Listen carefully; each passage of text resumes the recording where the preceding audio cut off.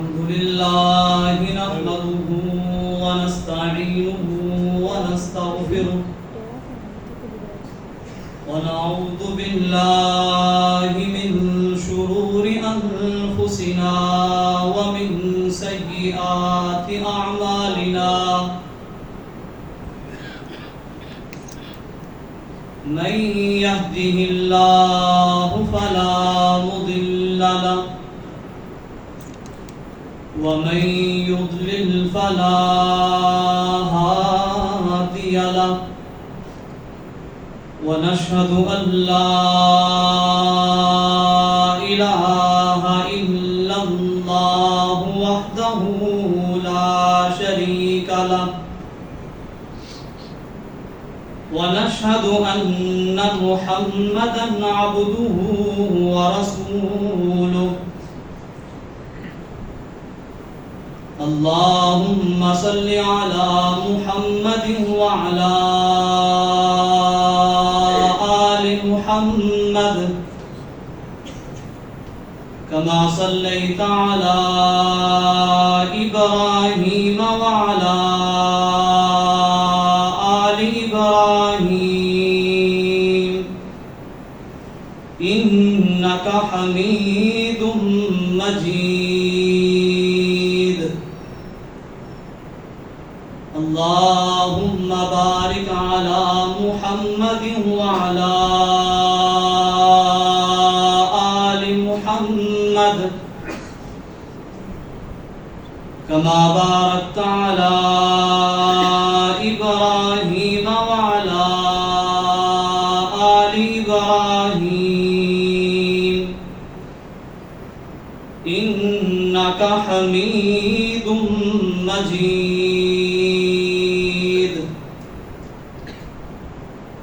أما بعد فإن خير الحديث كتاب الله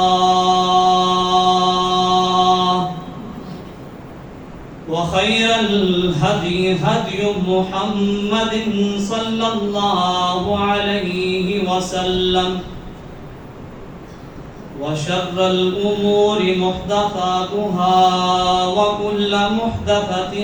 بدعة وكل بدعة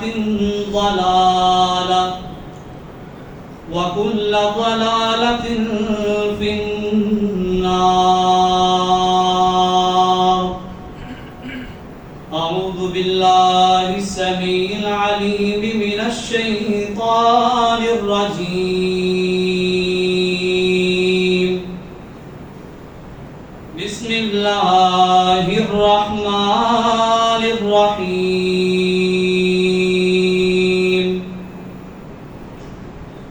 يا أيها الذين آمنوا اتقوا الله حق تقاته ولا تموتن إلا وأنتم مسلمون يا أيها الناس اتقوا ربكم الذي خلقكم من نفس واحدة وخلق منها زوجها وبث منهما رجالا كثيرا ونساء واتقوا الله الذي تساءلون به والأرحام إن الله كان عليكم رقيبا يا أيها الذين آمنوا اتقوا الله وقولوا قولا سديدا يصلح لكم أعمالكم ويغفر لكم ذنوبكم ومن يطع الله ورسوله فقد فاز فوزا عظيما رب اشرح لي صدري ويسر لي أمري واحلل عقدة من لساني يفقهوا قولي رب زدني علما رب زدني علما رب زدني فهما۔ ہما قسم کی حمد و ثنا، کبریائی، بڑھائی، یکتائی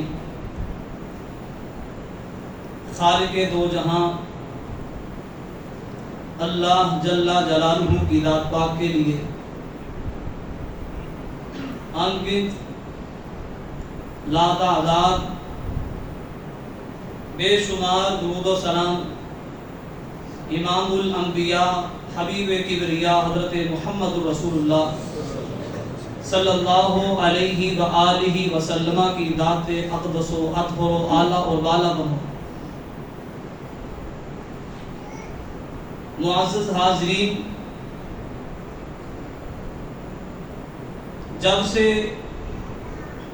انسان نے اس روح زمین پر قدم رکھا ہے، بڑی ساری تہذیبیں اور تمدن وجود میں آئے اور آج کل عدم ہو چکے ہیں، صفحہ ہستی سے مٹ چکے ہیں، لیکن ایک تہذیب، ایک طرز حیات، ایک سلیقہ زندگی ایسا ہے جس کے طور اطوار، جس کے رسم و رواج، جس کی غمی اور خوشی، اس کے لیے کیا طریقہ اور سلیقہ ہوگا، معاشرت کیسے وجود میں آئے گی، آپسی تعلقات کس بنیاد پر ہوں گے، یہ سارے قوانین وضع کرنے والے انسان نہیں تھے۔ وہ تہذیب، وہ تمدن، وہ کلچر جو حقیقت میں سب سے قدیم ہے، جس کو اللہ رب العزت نے اسلام قرار دیا، آج لوگ انسانوں کو گمراہ کرنے کے لیے، اپنی من مرضی چلانے کے لیے دربردہ لوگوں کی جیبوں پر نظر رکھے ہوئے کبھی کسی تہذیب کے ساتھ جوڑنے کی کوشش کرتے ہیں، کبھی کسی کلچر کے ساتھ، کبھی پنجاب کی بات کی جاتی ہے، کبھی کسی ملک کا حوالہ، اور کبھی کسی دریا کے نام پر انسانوں کو دھوکہ دیا جاتا ہے کہ ہم اس تہذیب کے ساتھ شروع سے قائم تھے جو سندھ کے کنارے قائم تھی، ہم اس کلچر کی بات کرتے ہیں جو منجو دھاڑوں میں پایا جاتا ہے، کوئی مصر کی تہذیب کی بات کرتا ہے اور کوئی کسی جگہ پائے جانے والے آثار قدیمہ کا بہانہ کر کے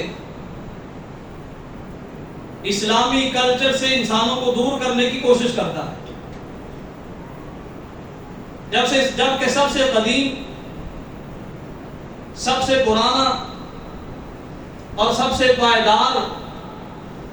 جو کلچر، جو تہذیب، جو تمدن ہے، وہ تمدن اسلام۔ یہ ایسی تہذیب ہے جو ریگستانوں میں بھی انسان کو طرز حیات سکھاتی ہے، جو دریائی علاقوں میں بھی رہنمائی فراہم کرتی ہے، جو پہاڑی علاقوں میں بھی انسان کے لیے رہبر اور رہنما بن کر سامنے آتی ہے۔ اور یہ وہ تہذیب ہے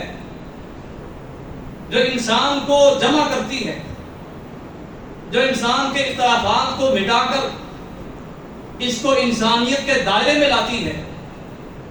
اور انسان کو سکھلاتی ہے کہ اصل کلچر اور اصل تمدن، اصل تہذیب اور وہ طرز حیات، وہ طرز زندگی جو تمہارا منشور ہونا چاہیے، جو شروع سے تھا، وہ تمدن اسلام۔ 1400 سال سے ہم دیکھ رہے ہیں نبی کریم علیہ السلام کا کلمہ پڑھنے کے بعد یہ تہذیب پے در پے 1400 سال سے قائم، اور پیغمبر اسلام فرماتے ہیں تمام انبیاء کا مذہب بھی اسلام تھا۔ جب ہر مذہب اسلام سے دور ہٹنے کی وجہ سے وجود میں آیا، پھر کوئی بھی تہذیب اس تہذیب کا مقابلہ نہیں کر سکتی۔ یہ وہ تہذیب ہے جو انسان کو انسان بننا سکھاتی ہے، جو انسان کو حقیقی پاور اور سپر پاور کے سامنے جھکنا سکھاتی ہے، اس کے علاوہ ہر کسی کے سامنے سینہ صبر ہونا سکھاتی ہے۔ یہ وہ تہذیب ہے، اور اس تہذیب کو باقی رکھنے کے لیے اللہ تعالیٰ نے انسان کو مختلف طور اطوار طریقے سکھلائے ہیں۔ مختلف احوال میں، مختلف موسموں میں اللہ تعالیٰ نے انسان کے لیے رہنمائی رکھی ہے۔ یہ وہ تہذیب جس کے ساتھ ہمیشہ تمہیں جڑے رہنا ہے۔ یہ جھوٹی باتیں کرنے والے اور تمہیں مختلف قسم کے خواب دکھانے والے، مختلف قسم کے دعوے دار جو تمہیں نظر آتے ہیں، یہ حقیقت میں اپنی چند سالہ زندگی لے کر پھرتے ہیں، اور ان کے پیچھے چلنا، ان کی تہذیب کو ماننا اور اسلام کو پس پشت ڈال دینا اور اللہ رب العزت کے احکامات کو جھٹلا کر پس پشت ڈال کے ان کی باتوں پر عمل کرنا، یہ کمزور ہے۔ یہ مکڑی کے جالے جیسا ہے، اس لیے کہ ان کی باتیں آج ہیں، کل ہو نہ ہو، کسی کو کیا پتا ہے۔ یہ قربانی کے موسم پر، قربانی کے ایام میں قربانی کی دعوت کی بجائے انسان کو اللہ رب العزت کا مطیع اور فرما بردار بننے کی دعوت دینے کی بجائے یہ غرباء کی طرف توجہ دلانے والے، جن کو بیوہ عورتیں یاد آ جاتی ہیں، جن کو سارے معاشرے کے مساکین یاد آتے ہیں، جن کو ہر معاشرے کا پسماندہ شخص یاد آتا ہے، اور یہ مختلف مثالیں دیتے ہیں، کبھی جاپنیز کی مثالیں، کبھی چائنیز کی مثالیں، کبھی کسی تہذیب کا اشارہ، کبھی کسی تمدن کی طرف رہنمائی۔ ان کا وجود کیسا ہے؟ یہ تو پہلے بھی مٹے ہوئے اور مٹی ہوئی تہذیبوں کی دعوت دیتے ہیں، جبکہ اسلام وہ کلچر، وہ تہذیب ہے جس نے ہر دور میں انسان کو رہنمائی فراہم کی، اور اس کا نمونہ تو آج موجود ہے۔ تو عقل مندی اس میں ہے، شعور اس شخص میں ہے جو اس تہذیب کے ساتھ جڑا رہتا ہے، جو اللہ تعالیٰ کا مطیع اور فرمانبردار بن کے رہتا ہے، کیونکہ یہ اصول، یہ ضابطے، یہ قاعدے، یہ انسان کے وضع کرتا نہیں ہے۔ یہ وہ ضابطے نہیں کہ جس کے پیچھے در پردہ اپنی جیب اور اپنا مال بڑھانا مقصود ہے۔ یہ وہ ضابطہ حیات ہے جو انسانیت کے لیے، اس کا ہر پہلو، وہ انسان کو انفرادی حکم دینے والا ہو یا اجتماعی حکم دینے والا ہو، یہ دوسروں کے لیے ہوتا ہے، انسان کے اپنے لیے کم مفید۔ انسان کو خود تو فائدہ ہوتا ہے، لیکن اس سے معاشرے مستفید ہوتے ہیں۔ اللہ تعالیٰ نے مذہب اسلام میں پیغمبر آخر الزمان امام الانبیاء حضرت محمد رسول اللہ صلی اللہ علیہ وآلہ وسلم کے ذریعے دو عیدیں رکھی ہیں، دو تہوار رکھے ہیں، اور یہ دونوں تہوار عالمگیر تہوار، یہ انسانیت کے تہوار ہیں، یہ رنگ نسل سے پاک تہوار ہیں، یہ تہذیبوں کو اپنے اندر سمو لینے والے تہوار ہیں، یہ گورے اور کالے کا فرق مٹا دینے والے تہوار ہیں، اور یہ ایسے تہوار جس میں دراصل غرباء کا خیال رکھا جاتا ہے، جس میں دراصل پسماندہ شخص اس کی خیر خواہی کی جاتی ہے۔ اللہ رب العزت فرماتے ہیں وَلِكُلِّ أُمَّةٍ جَعَلْنَا مَنْسَكًا، ہم نے ہر امت کے لیے ہر زمانے میں قربانی رکھی تاکہ وہ ہمارے دیے ہوئے جانوروں میں سے، ہمارے دیے ہوئے رزق میں سے پالتو جانوروں کی قربانی کریں۔ اور یہ پالتو جانوروں کی قربانی کرنا یہ حضرت ابراہیم علیہ السلام کی اطاعت اور فرمانبرداری کا نمونہ ہے۔ یہ اس کلچر کا، اس تہذیب کا ثبوت ہے جس تہذیب کو اپناتے ہوئے حضرت ابراہیم علیہ السلام نے اکیلے تنے تنہا سارے معاشرے کی باتوں کو پیچھے کر دیا اور یہ بات مقدم رکھی کہ یہ لوگ، ان کی سوچ آج ہے کل ہو نہ ہو کس کو پتا، لیکن جس رب کی اطاعت اور فرمانبرداری میں کرنا جا رہا ہوں وہ تو ساری کائنات کو پیدا کرنے والا، وہ خالق و مالک، اس کائنات میں ہر ذرے کا مالک، موت و حیات کا مالک، جس کی مرضی کے بغیر سورج طلوع نہ ہو، جس کی اجازت کے بغیر سورج کو غروب ہونے کی اجازت نہیں ہے۔ اطاعت اور فرمانبرداری اس کی ہونی چاہیے، اور اس کی اطاعت اور فرمانبرداری کرتے ہوئے اپنے بیٹے کو قربان کیا۔ اللہ رب العزت نے انعام عطا فرمایا، بیٹے کو بھی بچا لیا، قربانی بھی کروا، اور فرمایا کہ تیری اس سوچ اور سمجھ کو، تیرے اس خیال کو، تیری اس دانائی کو ہم ہمیشہ باقی رکھیں۔ اور اللہ تعالیٰ نے حضرت ابراہیم علیہ السلام کو رہتی دنیا تک زندہ رکھنے کے لیے اس قربانی کو ہر امت پہ رکھا۔ وَلِكُلِّ أُمَّةٍ جَعَلْنَا مَنْسَكًا، ہر تہذیب، ہر دور، ہر معاشرہ، اس پہ ہم نے قربانی کو رکھ دی، اور یہ ہر دور میں کی جاتی ہے۔ اس سال بھی اللہ رب العزت نے ہمیں اس موقع کو زندہ کرنے کا ایک سنہری موقع فراہم کیا ہے جس میں ہم نے پیچھے نہیں ہٹنا۔ نبی کریم علیہ السلام کو حکم ہوا قُلْ إِنَّ صَلَاتِي وَنُسُكِي وَمَحْيَايَ وَمَمَاتِي لِلَّهِ رَبِّ الْعَالَمِينَ، اگر اطاعت اور فرمانبرداری کرنی ہے، اگر کسی کی بات کو پائیدار سمجھنا ہے، اگر کسی کی بات کو اس قابل سمجھنا ہے کہ وہ راہ حق ہو اور وہ حقیقی جدت ہو اور وہ مضبوط کلچر ہو جس کی تاریخ سالوں سے اور صدیوں سے چلی آ رہی ہو، تو وہ یہی ہے کہ اللہ تعالیٰ کی فرمانبرداری ہر قدم پر کی جائے۔ ان صلاتی، میری بدنی حرکتیں، میری بدنی عبادات، میرا بدنی جھکاؤ، میری باڈی لینگویج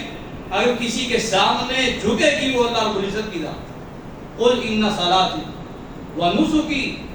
اور میرا مال، یہ بھی کوئی اپنی مرضی سے صرف نہیں کروا سکتا، میرا مالی جھکاؤ، مال کی طرف سے اطاعت اور فرمانبرداری کرنا، کوئی کام نکلوانا ہو یا کسی کو دینا ہو، اللہ رب العزت کی فرمانبرداری ہو۔ وَمَحْيَايَ وَمَمَاتِي، یہ دو معاملے تو اہم ہیں، اس مال اور جان کے علاوہ زندگی کا ہر مرحلہ اللہ رب العزت کے لیے ہوگا۔ وَمَمَاتِي، اور میری موت بھی آئے گی للہ رب العالمین، جہانوں کے رب کے لیے آئے گی، اس لیے کہ جہانوں کا رب، اس کے ساتھ جڑنا سپر پاور کے ساتھ جڑنے جیسا ہے۔ جہانوں کا رب وہ اس قدر قادر مطلق ہے، اس کے علاوہ اس کے مقابلے میں کوئی نظر نہیں آتا اور کوئی ہو نہیں سکتا۔ اور یہ جتنی تہذیبیں جو آج نظر آتی ہیں، جن وجوہات کی بنیاد پر ان عوام الناس کو دھوکہ دینے کی کوشش کی جاتی ہے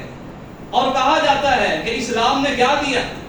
پرانی رسم و رواج، یہ پرانے طور اطوار، یہ پرانے طریقے، یہ وہی قدیم سلیقے۔ اگر یہ قدیم سلیقے اتنے ہی برے ہیں، تم اپنی ہسٹری کیوں بیان کرتے، اپنے آپ کو مختلف تہذیبوں کے ساتھ جوڑنے کی کوشش کیوں کرتے ہو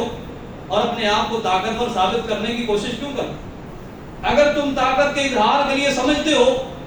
کسی طاقتور ادارے سے جڑنا ضروری ہے، کسی ملک سے اپنا تعلق بنانا ضروری ہے، اگر تمہاری عقل یہ کہتی ہے تو تم سے بڑھ کر ہماری عقل یہ کہتی ہے کہ تم سے زیادہ پاور اور طاقت اس رب کے پاس ہے۔ اس لیے ان صلاتی و نسکی و محیای و مماتی للہ رب العالمین، ہم کل بھی اس اللہ کے لیے زندگی گزارتے تھے، آئندہ بھی انشاءاللہ اس اللہ کے لیے زندگی گزارتے رہے۔ ہم تمہاری ان باتوں سے گمراہ نہیں ہوں گے۔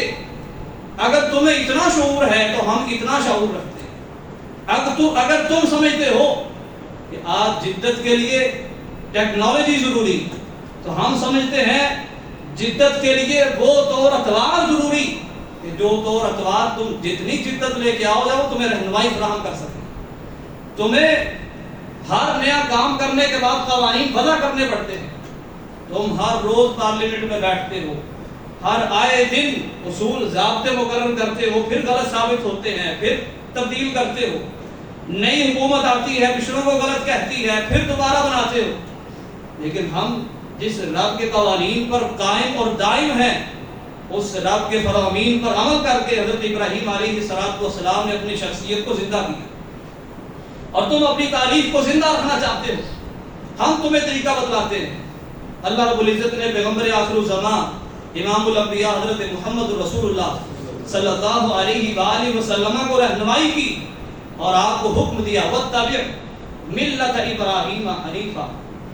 پیغمبر آخر الزمان کے بعد ہر انسان کو حکم اور آرڈر ہے، اگر اس نے کامران ہونا ہے، اگر اس نے اپنی شخصیت کو باقی رکھنا ہے،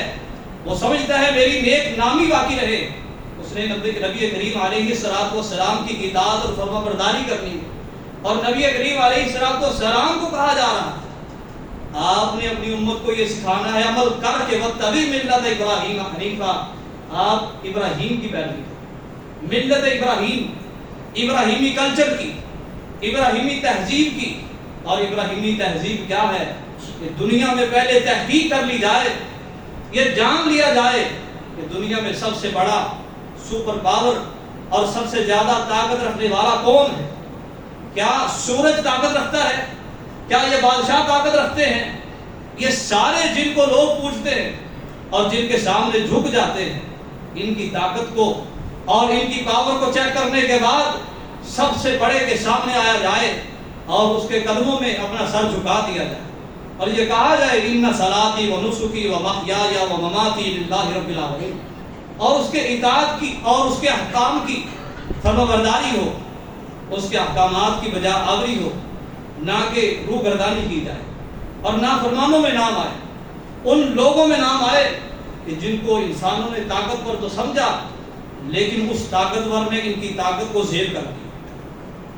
کسی کو زندہ زمین میں دھنسا دیا گیا، کسی کو سمندر میں غرق کر دیا گیا، کسی کو ہمیشہ کے لیے خاک آلود کر دیا گیا، اور کسی کی گردن کو بدر میں کاٹ دیا گیا، اور کسی کو اپنے آپ کو طاقتور سمجھنے کی وجہ سے اللہ رب العزت کی نافرمانی کی وجہ سے ہمیشہ سے دنیا ہستی سے بدنام کر کے بدنام زمانہ اور رسوائے زمانہ بنا کر رکھ دیا گیا۔ اور ایک ہی عزت ہے وَلِلَّهِ الْعِزَّةُ وَلِرَسُولِهِ، عزت اللہ کے اس کے رسول کی مومنوں کی باقی رہے۔ اس اللہ کے سامنے ہمیشہ جھکاؤ، اور اس موقع پر جھکاؤ یہ ہے کہ اللہ رب العزت کے لیے قربانی کی جائے۔ تو نبی کریم علیہ السلام نے فرمایا یہ ایام، ان ایام میں جس 10 ذو الحجہ کو یوم النحر کہا جاتا ہے، اللہ رب العزت کو سب سے زیادہ محبوب، اس طاقتور کو اپنے بندوں سے سب سے زیادہ محبوب عمل جو لگتا ہے وہ نحر کرنا، قربانی کرنا۔ اور جب ہم نے اس کے حکم کی بجا آوری کرتے ہوئے قربانی کرنی ہے تو اس میں ہمیں اس کے احکامات بھی ماننے ہوں، مرضی بھی اسی کی ہوگی۔ اپنی مرضی، اپنی منشا اور اپنی پسند یہ اس کے اعمال میں، اس کی بجا آوری میں رکاوٹ ہے اور اللہ تعالیٰ کو پسند نہیں۔ یا ایھا الذین آمنوا اطیعوا اللہ واطیعوا الرسول ولا تبطلوا اعمالکم، فرمایا کہ اے ایمان والو اللہ کی اطاعت کرو اور اس کے بھیجے ہوئے پیغمبر کی اطاعت کرو، ولا تبطلوا اعمالکم، ان دو سے روح گردانی کر کے، اپنی مرضی کر کے، اپنی منشا کو درمیان میں داخل کر کے اپنے اعمال کو باطل نہ کرو۔ اعمال وہی قابل قبول ہیں جس میں اللہ رب العزت کا حکم موجود ہو اور اس کے پیغمبر علیہ السلام کا عملی نمونہ موجود۔ عملی نمونہ کے طور پر نبی کریم علیہ السلام کی شخصیت، اور نبی کریم علیہ السلام نے ان ایام میں ہمیں جانور تلاش کرنے کا حکم دیا، اور ان جانوروں میں جو چیزیں ہم نے دیکھنی ہیں، نبی کریم علیہ السلام کے اصحاب فرماتے ہیں کہ ہم جب جانور خریدتے تو جانور میں چیک کرتے جانور ذرا موٹا فربا ہونا چاہیے، اور اس کو کھلاتے پلاتے خوبصورت بناتے، اور نبی کریم علیہ السلام خود جو جانور ذبح کرتے آپ حکم دیتے وہ جانور لایا جائے جو پاؤں بھی جس کے کالے ہوں، جس کی آنکھیں کالی، باقی سفید جانور، یعنی رنگ بھی نبی کریم علیہ السلام پسند کرتے کہ جو دوسروں سے خوبصورت لگنے والا ہے وہ اللہ رب العزت کے سامنے پیش کیا جائے۔ سب سے بڑی ذات اس کے لیے اگر پیش کرنا ہے وہ پیش کرو تو سب سے اچھا ہے، تو نبی کریم علیہ السلام بہتر کو تلاش فرماتے ہیں، اور آپ نے فرمایا کہ جو اللہ رب العزت کی راہ میں ذبح کرنا ہے کم سے کم اس کی عمر کتنی ہو؟ فرمایا لا تذبحوا الا مسنہ، دو دانتا جو جانور جس کے دودھ کے دو دانت گر کے واپس آ گئے ہوں، اس سے کم تم نے قربانی نہیں کرنی۔ اور اگر تمہیں یہ نہ ملے الا ان یعصر علیکم، اگر تم پر تنگی ہے، تم تلاش کرتے ہو دوندا ملتا نہیں، دو دانتا تمہیں نہیں ملتا، تو پھر تم فتذبحوا جذعۃ من الضأن، پھر تم بھیڑ کی نسل کا ایک سالہ ذبح کر سکتے، بھیڑ کی نسل کا ایک سالہ۔ لیکن ہمارے معاشرے میں منڈیوں میں تاجر اپنے جانور فروخت کرنے کے لیے فتوے ہاتھ میں لے کر پھرتے ہیں، اور وہ کہتے ہیں جی پکا کیڑا ہے یہ لگ جائے گا۔ نبی کریم علیہ السلام کا فرمان ہے لا تذبحوا الا مسنہ، تم نے ذبح نہیں کرنا مگر مسنہ ہی کرنا، اور اگر تمہیں مسنہ نہ ملے تو پھر تم نے جذع کرنا ہے، لیکن وہ بھی ایک سالہ، اس سے کم میں تم نے نہیں کرنا۔ اور جو جانور تم نے ذبح کرنا ہے اس میں تم نے 6 عیوب سے پاک جانور دیکھنا ہے۔ 4 عیوب نبی کریم علیہ السلام نے ایک حدیث میں ارشاد فرمائے، آپ نے فرمایا کہ ایسا جانور نہ ہو جس کا بھینگا پن واضح ہو، جس کی آنکھیں بھینگی ہو اور اس کا بھینگا پن واضح ہو، وہ جانور تم نے ذبح نہیں کرنا۔ اور جو کوئی جانور جس کی ٹانگ ٹوٹی ہے اور اس کا لنگڑا پن واضح ہے، نبی کریم علیہ السلام نے فرمایا اس کو بھی ذبح نہیں کرنا۔ اور جو کوئی ایسا جانور مریض ہے اور اس کا مرض واضح ہے، نظر آ رہا ہے کہ یہ مریض ہے، اس کو ذبح نہیں کرنا۔ اور کوئی ایسا جانور جو زیادہ ایج کا ہونے کے بعد اس کی ہڈیوں سے آواز آتی ہے، اس کی ہڈیوں میں گودا باقی نہیں رہا، فرمایا کہ اس کو بھی ذبح نہیں کرنا۔ اور ایک روایت میں نبی کریم علیہ السلام نے فرمایا کہ جانوروں کے کان نہ چرو، جس کا کان چرا ہوا ہو وہ جانور ذبح نہیں کرنا ہے، اور جس کا سینگ ٹوٹا ہوا ہو وہ جانور بھی ذبح نہیں کرنا ہے۔ یہ 6 عیوب سے پاک جانور اور دوندا جانور ہو، دو دانتا جانور ہو، اس کو ذبح کرنا ہے، اس سے کم میں کفایت نہیں ہے۔ آج کل لوگ ہیلے بہانے تلاش کرنے کے لیے اور معاشرے میں ایسے مفتیان کی کثرت کی وجہ سے کہ جو کہتے ہیں کہ کفایت ہو جاتی ہے، مختلف بہانے کرتے ہیں، لوگ واٹس ایپ پر مختلف علماء کو تصویریں شیئر کرتے ہیں کہ جی اس کا سینگ یہاں سے ٹوٹا ہوا ہے، یہ ہو جائے گی کہ نہیں۔ یہ مفتی صاحب سے پوچھنے کی بجائے اپنے دل کے مفتی سے پوچھنا چاہیے۔ نبی کریم علیہ السلام نے جن عیوب سے پاک جانور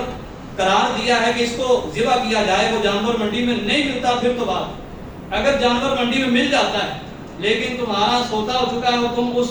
اپنی بے کی وجہ سے منہ میں لالچ کر رہے ہو اور پانی آ رہا ہے، تو یہ خلاف شرع بات ہے۔ یہاں پر ہمیں غور کرنا چاہیے اور اللہ رب العزت کی اطاعت کرنے کی کوشش کرنی چاہیے جو نبی کریم علیہ السلام کی تعلیمات۔ اور نبی کریم علیہ السلام نے فرمایا کہ جانور کا گوشت یہ تم اس کو ذخیرہ کر سکتے ہو۔ نبی کریم علیہ السلام نے منع فرمایا کہ جانور کا گوشت ذخیرہ نہیں کرنا، لیکن آئندہ سال نبی کریم علیہ السلام نے اس کی اجازت بھی دی اور فرمایا کہ میں نے منع اس لیے کیا تھا تاکہ تمہارے گوشت سے دوسروں کو فائدہ ہو جائے، کیونکہ یہ مذہب ایسا ہے کہ جو تہذیب ایسی ہے جو دوسروں کو شامل کرتی ہے، جس میں عالمی دعوت ہوتی ہے، جس نے کبھی سال میں گوشت نہیں کھایا اس کو بھی نصیب ہو جاتا ہے۔ فرمایا اس لیے منع کیا، اگر کوئی ایسا کلچر، ایسی تہذیب، ایسا معاشرہ، ایسا محلہ ہے جہاں کم صاحب ثروت ہیں تو وہاں ذخیرہ نہ کیا جائے، جہاں ساری گلی میں جانور موجود ہیں تو وہاں صرف یہ رسم نبھانے کے لیے اور دوسرے کا چہرہ رکھنے کے لیے کہ وہ یہ نہ کہے نہیں بھیجا، تو یہ انسان کی اپنی احترام اور اپنے محلے کے قوانین ہو سکتے ہیں، اسلام کی پابندی نہیں ہے۔ پورا جانور بھی ذخیرہ کیا جا سکتا ہے۔ اسی طرح جانور کا کوئی حصہ، وہ اس کا گوشت ہو، اس کی کھال ہو، اس کو بیچنا، فرمایا کہ جس نے اس کو بیچا اس کی قربانی نہیں، تو اس لیے اس کے کسی حصے کو بھی بیچنا جائز نہیں۔ اور اس کی کھال وہ آپ خود اگر تو اس کو صاف کر کے کھا سکتے ہیں تو کھا لیں۔ ظاہر سی بات ہے کہ معاشرے میں گوشت کی کثرت کی وجہ سے کوئی بھی اس طرح نہیں کرتا، اس لیے کسی کو دینی ہی ہوتی ہے تو کوئی تعلیمی ادارہ جیسے آپ اس مرکز میں موجود ہیں یہاں طلبہ ان کے اوپر ماہانہ اور یومیہ جو لاکھوں کے اعتبار سے اخراجات ہیں اس میں معاونت ہو جاتی ہے. تو اس لیے آپ سب کو چاہیے خود بھی اور دوست احباب کی خالیں بھی مرکز والوں سے رابطہ کر کے یہاں پہنچائی ہے. اس کے علاوہ قربانی جو کرنی ہے، کچھ احباب جہالت کی وجہ سے کبھی مسجد آتے نہیں، تو پھر وہ قربانی کا وقت ہوا اور عید پڑی نہیں ہے، نماز پڑھے بغیر اپنی قربانی کو ذبح کر دیتے ہیں. اس لیے کہ عادت نہیں تھی تو عید والے دن بھی نہیں پڑھی اور اس کو ذبح کر دیا. نبی کریم علیہ الصلوۃ والسلام نے فرمایا کہ جس نے عید نہیں پڑھی، نماز کے پہلے اگر کسی نے جانور کو ذبح کیا ہے تو اس کی وہ قربانی نہیں. گوشت اس کا حلال ہوگا، گوشت حرام نہیں ہوگا، لیکن اس کی قربانی نہیں ہے. ایسا شخص اگر کوئی غلطی کر بیٹھا ہے اور پھر اس کو احساس ہوا اور وہ قربانی کرنا چاہتا ہے، تو ایسے شخص کے لیے جیسے ایک صحابی رسول، ان کو نبی کریم علیہ الصلوۃ والسلام نے اجازت دی کہ اگر اس وقت تمہیں مسنہ نہیں ملتا تو تم جو خیرہ جانور اس کو کر سکتے ہو. ایسے شخص کے لیے پھر جواز موجود ہے، وہ اس کو کر لے، لیکن جان بوجھ کر ایسے جانور کو ذبح کرنا وہ جائز نہیں. اور قربانی خود کرنی چاہیے. بہتر یہ ہے قربانی خود کی جائے، لیکن کسی کو وکیل بنا کر، جیسے نبی کریم علیہ الصلوۃ والسلام نے بھی حجۃ الوداع کے موقع پر اپنے اونٹوں میں سے 37 کو خود ذبح کیا اور باقی حضرت علی رضی اللہ تعالیٰ عنہ کے ہاتھ سے ذبح کروائے. یہ کسی دوسرے سے ذبح کروانا بھی جائز ہے، لیکن ذبح کرتے ہوئے ہمیں اس بات کو مد نظر رکھنا چاہیے کہ اس کو ٹھنڈا ہونے دیا جائے. ہمارے معاشرے میں کسائی وہ جلدی جان چھڑانے کے لیے اور اگلا آرڈر بھگتانے کے لیے وہ جلدی سے اس کے گلے میں جو سانس والی رگ ہے اس کو کاٹ دیتے ہیں اور حرام اس کا خون اس کو نکلنے نہیں دیتے. یہ وہ خون ہے جس کے بارے میں اللہ تعالیٰ نے واضح طور پر یہ فرمایا کہ اللہ تعالیٰ نے تم پر حرام کیا، دم مسفوح یہ تم پر حرام ہے. اور اسی طرح وہ جانور جو اللہ رب العزت کے علاوہ کسی اور کی نیت سے ذبح کیا جائے وہ حرام ہے. نبی کریم علیہ الصلوۃ والسلام نے فرمایا کہ لعن اللہ من ذبح لغیر اللہ، جانور ذبح کرنا ہے تو اللہ کے لیے ذبح کیا جائے. جس نے اس میں کسی اور کا کوئی حصہ رکھنے کی کوشش کی، جس نے لوگوں کو دکھلانے کی کوشش کی، اس کی یہ قربانی تو کیا اپنی جان کی قربانی بھی جائز نہیں. صحیح مسلم کی روایت ہے، نبی کریم علیہ الصلوۃ والسلام نے فرمایا کہ جو مجاہد اللہ کے راستے میں لڑتا ہوا شہید ہو گیا اور اس کی خواہش تھی کہ لوگ اس کو شہید کہیں، روز جزا آئے گا، اللہ رب العزت پوچھیں گے اور کہے گا یا اللہ تیرے دین کو بلند کرنے کے لیے، اللہ رب العزت فرمائیں گے کذبت، اس بات میں تو جھوٹا ہے، تو نے جس مقصد کے لیے اپنی جان دی وہ مقصد پورا ہو چکا، میرے پاس تیرے لیے کچھ نہیں ہے، اس لیے میرے لیے تو نے نہیں کیا. تو نیت اللہ رب العزت کے لیے خالص ہونا قربانی کے جانور میں انتہائی ضروری ہے. اور نیت کو خالص رکھنے کے لیے یہ ہے کہ اعمال اللہ رب العزت کے لیے کرنے ہیں تو بہت زیادہ نمائش نہ کی جائے. جس طرح جانوروں کی ویڈیوز بنانا شروع کر دی جاتی ہیں، اگر ترغیب کے لیے ہو پھر ٹھیک ہے، لیکن اگر ترغیب کی بجائے دوسروں سے موازنہ اور مقابلہ مقصود ہے تو ہرگز ایسا عمل جائز نہیں ہے. اس میں نیت کا فساد ہے اور نیت کا فساد یہ اعمال کو تباہ و برباد کر دیتا ہے. اسی طرح قربانی جب کرنی ہے، قربانی کرتے ہوئے اس بات کو مد نظر رکھنا چاہیے کہ قربانی کو وقف کرنا بھی جائز ہے. اگر کسی کے پاس زیادہ قربانی ہے تو اپنی قربانی وہ درمیان میں سے نکال کے کسی اور کو دے جو قربانی نہیں کر سکتا. اس میں جس نے وقف کی ہے اس کو بھی ثواب ہے اور جس نے قربانی کرنی ہے اس کو بھی ثواب ہے. اور شریعت اسلامیہ یہ تقسیم کرنے کا مطلب نہیں کہ ثواب تقسیم ہو جائے گا، بلکہ اس کو بھی اتنا ہی ثواب ملے گا جس نے وقف کی ہے. اس لیے ایسے ادارے اور ایسے مواقع جس میں ہمیں موقع ملے کہ اگر ہمارے پاس وسعت زیادہ ہے اور وہاں کسی غریب آدمی کا بھلا ہو جائے اور کوئی ایسا شخص جو قربانی نہیں کر سکتا، استطاعت نہیں ہے، اور وہ قربانی کر لے تو ہمیں اس میں ضرور حصہ ڈالنا چاہیے. اللہ رب العزت سے دعا ہے اللہ تعالیٰ ہمیں شریعت اسلامیہ کو ہر قدم پر فالو کرنے کی اور اس کے مطابق عمل کرنے کی توفیق عطا فرمائے. وما علیہ